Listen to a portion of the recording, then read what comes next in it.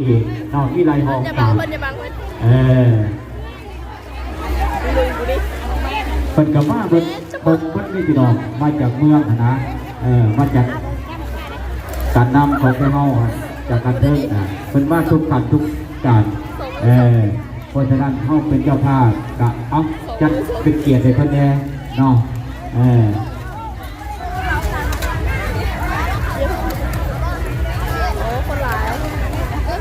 ตะกี้เป็นกาวาเป็นซ้ำแท้เนาะ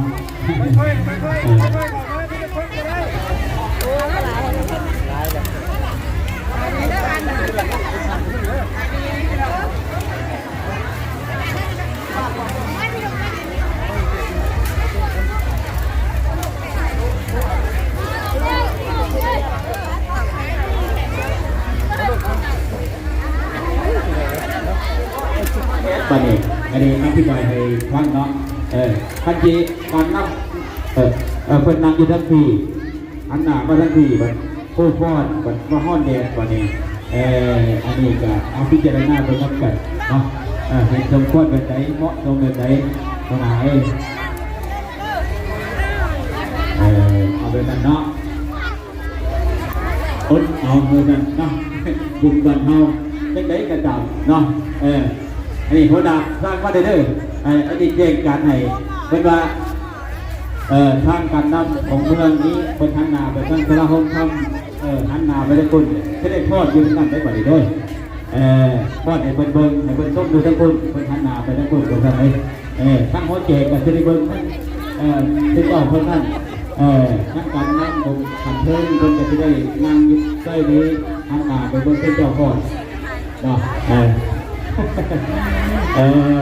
เข้าใจกันน้ำกันเนาะแต่ที่วันวันไหนโอกาสในการนี้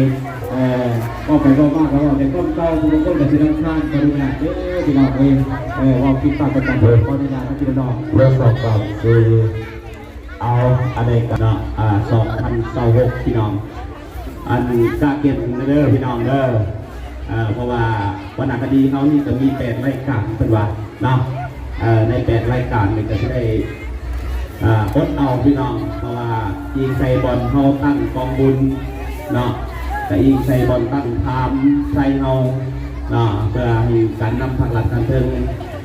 การสูงของเมืองเพื่อจะได้มารวมเป็นสักทีที่ในงานประเพณีหรือว่าบุญประเพณีของบรรพบุรุษในเฮานี่แหละพี่น้องเนาะเพราะว่า8รายการนี่ก็เอารายการละ10 นาทีเนาะ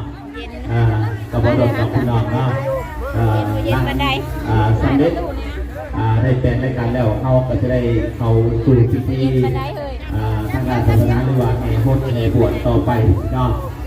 แต่ท่านแต่ว่าอีไฟเดอร์ท่านกรรมการเขาจัดสถานที่เนาะวันนี้ก็มีทั้งการนำขันเทิงก็คือท่านโพไซอินทวงศาประธานปกครองเมืองหรือว่าท่านศรีในสุริโยห้องประธานปกครองเมืองเป็นก็จะได้มาร่วมพิธีชมศิลปะวรรณคดีสาวบ้านโคกใหญ่เนาะโอ้สอบมาเต็มเลยเอาหน้ามาให้เพื่อนในลูกหล่ะระยะหลายวันเนาะที่เป็นกันใน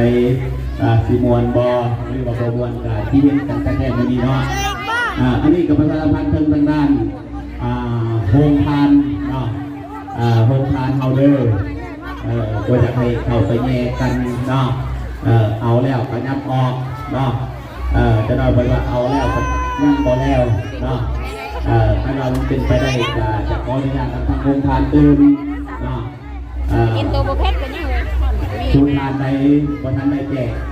จะให้โจกไปนิดนึงเนาะจะได้การนำพาการเชิญมาคนโอ้สับสน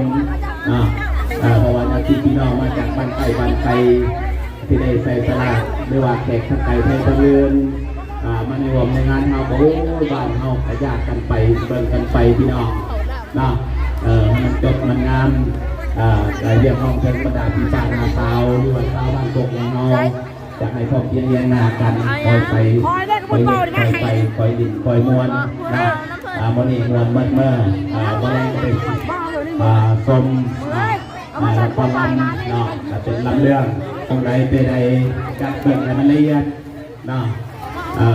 รถน้ำพานะ ช่วงระยะนี้จะเป็นรถจักรบริษัทให้เอาเขาเนาะ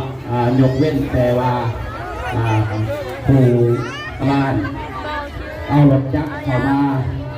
เรือไม่ค่าทรายขายเนาะอยู่ทางเบื้องตอนแจกเขาหรือว่าโคบุญเนาะนับออกหน่อยนึงเนาะแต่หน่อยทางไอ้น้องป้องกันอะไรก็บ่อยากไปภายในท้ายแล้วก็บ่อยากออกเนาะก็บ่ได้พี่น้องเพื่อให้มีสำเร็จหน้าติดทางด้านสาธารณะแล้วโมเลกจะคอยคลายพี่น้องเนาะอันนี้เขาว่าเด็กใจเย็นๆไว้เนาะคอยเย็นคอยไป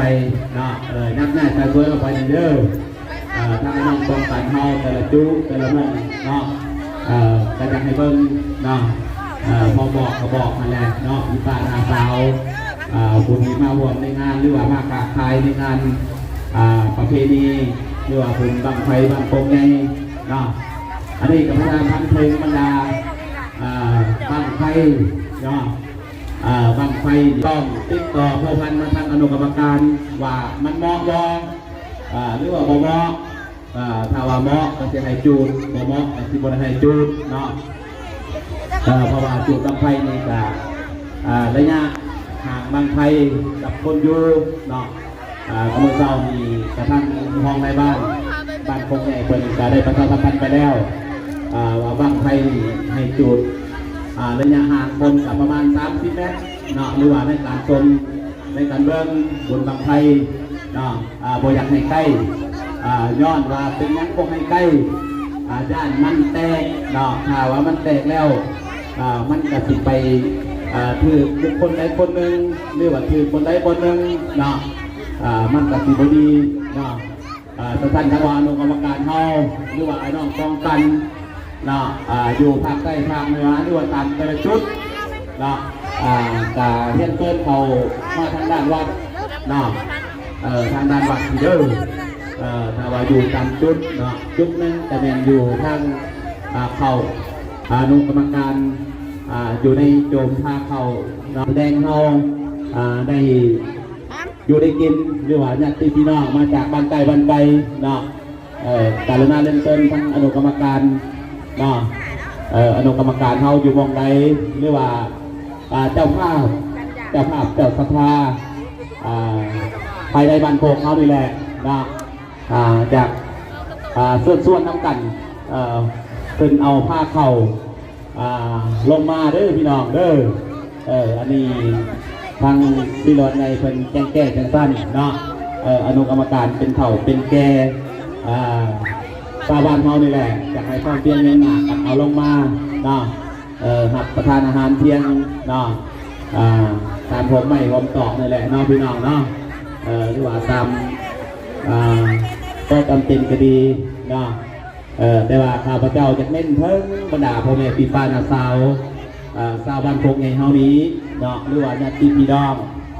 มาจากบ้านใกล้บ้านพร้อมกันทำบุญทำกุศลน้ำกันบ่อยากให้มีความก่อความบสมกก่อความวุ่นวาย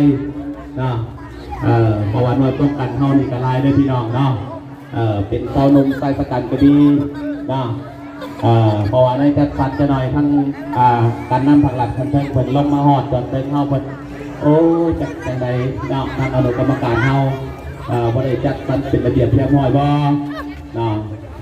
คาดว่าทั้งเพิ่นเพิ่นก็นั่งชมเนาะอันนี้อยากขออนุญาตทางหน่วยศิลปะเฮาห่อนกระอดเลยพี่น้องเด้อบ้านวัดวาลามาพี่แหละเนาะแต่เฮียห้องเด้อเข้ามาเหตุใดให้มันแล้วมันทัวให้มันจบมันงามคาดว่างามกับงามไผ่งามเมิดเนาะเพิ่นก็ย่อสมเสยมาทางอำนาจการปกครองทางเสาทางแกทางพ่อแม่ปีปลายนาสาวก็มีหน้ามีตาเนาะไปบุญบ้านโคกใหญ่มีระเบียบเรียบร้อยโอ้ยจบงามเลยดีนะเบิ่งขึ้นทางหน่วยบริการเนาะลงทานเฮาเนาะบ่อยากให้มันแย่กระจายแล้วก็เอาไปแล้วก็เอาออกเนาะการุณาน้ำขึ้นกันขึ้นเนาะถ้าว่าเอาไปเป็นจอกแล้วก็จะให้โอ้พี่น้องเลย แต่นะทางเจ้าที่การวัดว่าโอ้ทางอนุกรรมการเฮาปะไปในใดถ้าว่ากินแล้วกับบอลกองไว้บอลละเอียดเป็นต้นกับบอลกงไม่กงตอกบอลจากให้ทีมศาสตร์ทีมทรายในเดินเนาะการว่ากองไว้บอลเดียวนี่กับเก็บมันจะง่ายเนาะการว่าทีมศาสตร์ทีมทรายนี่กับบอลง่ายได้พี่น้องเนาะเรียกบอลทางหน้าหัวแจกต่อกับอันหน้าพานไฟนี่เรียกบอลเว้นอะไรพี่น้องเลยเนาะอันนี้แหละก็ว่าเรียกว่าทั้งอนุกรรมการเขามีบอสมมติว่ากระเป๋าเนาะกระเป๋าก็ได้ถ้าเราเป็นกระเป๋าได้กระห้อยไว้ล้างตามเสาห่อแจกก็ได้เนาะมีกระเป๋าหน่วยหนึ่ง2 หน่วยไปไว้หรือว่าตามต้นไม้ต้นตอกเนาะจะเสียบไว้ก็ได้มีบอกกระเป๋าเนาะถ้าเรามีกระเป๋ากรุณาติดต่อท่านอนุกรรมการได้เด้อเอาไปไว้จากหน่วย2 หน่วยเพื่อเอาจะให้ลูกหลานนั้นทีมศาสตร์ทีมทรายก็เดินเหยียบไปเหยียบมาฝุ่นไปฝุ่นมาฝุ่นลมโอ้ยเห็นว่ามาทำบุญกันได้ปากบอกเป็นพี่น้องเด้อเอาเบิ่งเกินทางห้องทานเอาเด้อขณะผู้ใดว่าท่านแจกก็จกไว้แน่นะจกไว้ยังจะหน่อยโอ้ยพรเหนื่อยนั่งกระยากได้พี่น้องเพราะว่าก็ถือจะพี่น้องเด้อในการจะให้แจ้งหรือว่าในทักกระโดดกรรมการเท่าดีมาทั้งอาณาด้านหลังเวทีสปอนตะพี่น้องมาคุณทั้งดูว่าหัวหน้าคุณที่มากับสิบงานเนาะเพื่อว่าให้บันเทิงกับบรรดาพุทธพรที่ว่าพวกเขาดีใจสปอนกันมากเป็นเวลายาวนานตะพี่น้องมาทุกไปโอ้ยเหมือนกันเพราะพลิกนึงบันเทิงในพลิกนึงมันคือบอกเขากันตะพี่น้องเนาะเป็นว่าการเกี่ยวตะพี่น้องเด้ออีกพวกเขาก็ยังวัดใจน้องทาน้องทั้งกระดาเด็กน้ำกับพี่น้องน้องทั้งกำลังกันทนเป็นบ้าฮอดจอดเถิดแต่จะได้โผล่ตัวทั้งพิธีบดพอดน้องหลังจากบดพอดแล้วก็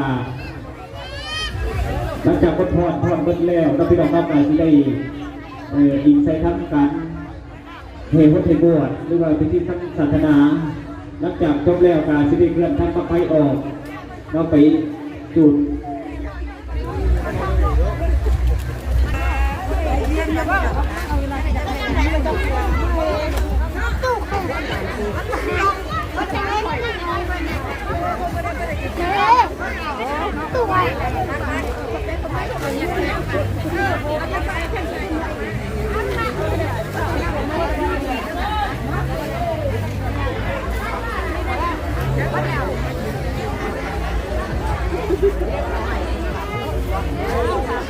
แล้วก็ขอประชาสัมพันธ์ในปกครองกับพี่น้องบ้านผมก็ได้แจ้งการมา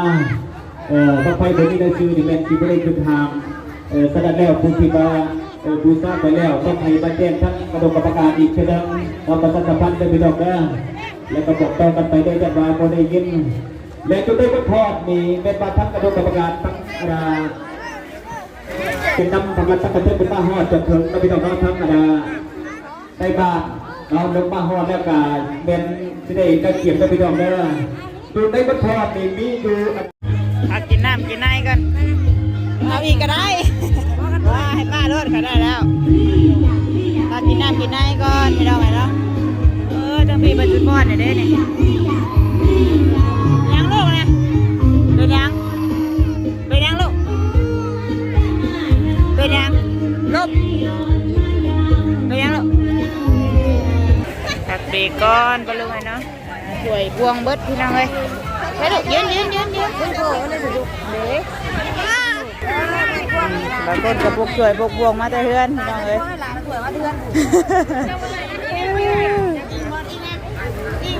นี่เหลือปลายเป็นไดพี่น้องเลยเนาะน้ำขับปุ่นนะกัน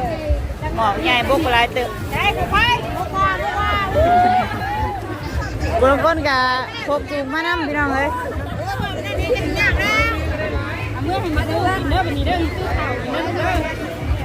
ปุ่นขายดี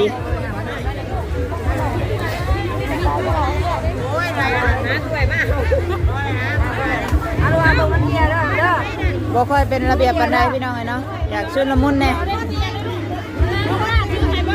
มันเว้ากันยากพี่น้องหลายผู้หลายคนเนาะร้านก็อยากได้ผู้นี้ก็อยากได้ ยังบ่ฟ้อนบ่เอ้ยทางนี้บ้านคนหลายพี่น้องเอ้ยทางคุณแจกน้ำทางนั้นเนาะแจกน้ำแจกยังบุญอ่ะ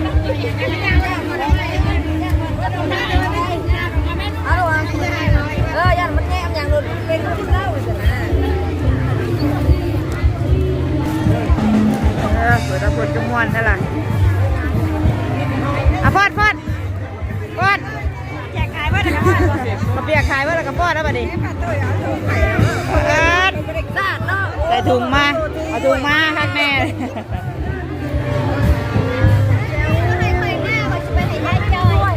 ถ้วยบ่มีถ้วยบ่วงเบิดถ่ายอีกจะยกหน้ถ่ายถ้วยมาก่อน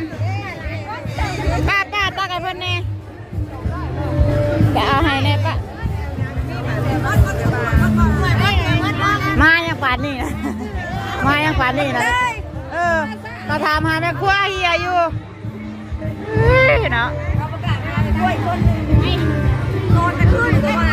จำไปเด้อหรือว่าจะหน่อยมาได้ไม่ยังว่างเลยยันการประดามสอบเลยก็สวยไหม สวยเบิดให้แพ้มาให้นะกระเล็มมาป่ะ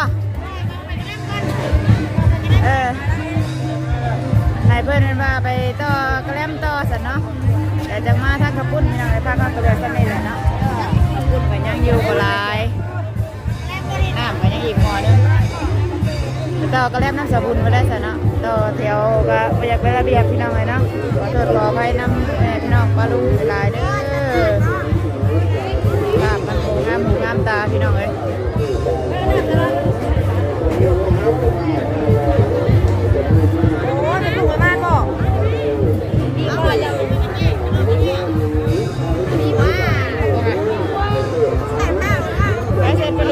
พอกันไหมคลิปหน้าเด้อสำหรับคลิปนี้ลาก่อนพี่น้องเลยบาย